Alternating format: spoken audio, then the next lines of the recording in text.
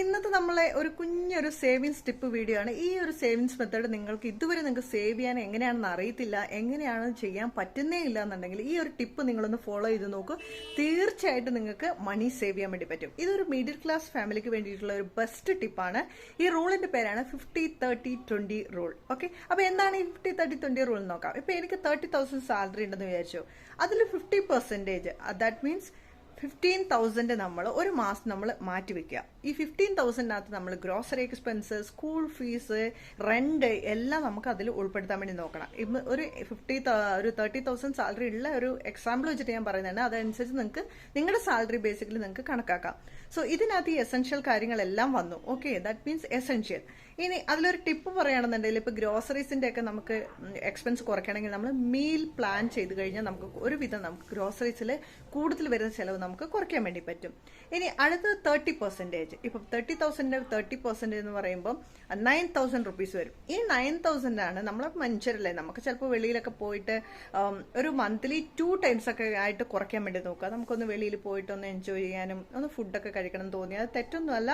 നിങ്ങൾക്ക് മാക്സിമം നിങ്ങൾ ഒരു 2 ടൈംസ് അല്ലെങ്കിൽ 1 ടൈം ആയിട്ടൊക്കെ കുറയ്ക്കാൻ വേണ്ടി, ഇനി ഇൻ കേസ് അത് അവോയ്ഡ് ചെയ്യാൻ പറ്റുവാണെങ്കിൽ അവോയ്ഡ് ചെയ്യാനും നോക്കുക.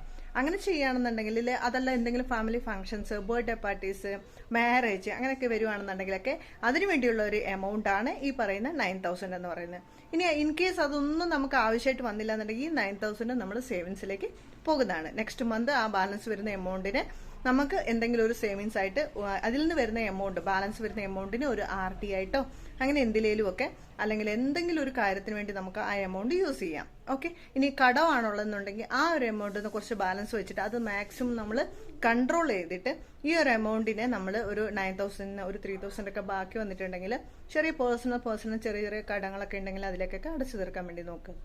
നെക്സ്റ്റ് നമുക്ക് 20%. ഈ 20% എന്ന് പറയുന്നത് ഒരു 6,000 റുപ്പീസ് നമ്മൾ മസ്റ്റ്. ഓക്കെ, ഇപ്പൊ 30,000 സാലറി ബേസിക്സ് വെച്ചിട്ടാണ് ഞാൻ പറയുന്നത്.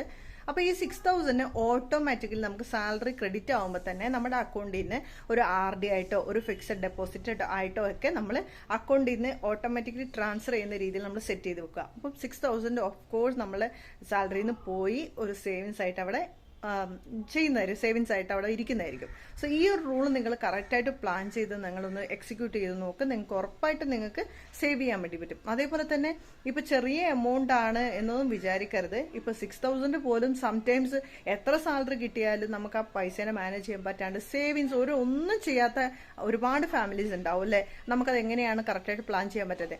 അങ്ങനെയുള്ളവർക്ക് ബെസ്റ്റ് ആയിട്ടുള്ള ഒരു ടിപ്പാണിത്. എന്തായാലും ഇത് ഫോളോ ചെയ്യാൻ നോക്കുക. സോ അടുത്ത വീഡിയോയിൽ വീണ്ടും കാണാം.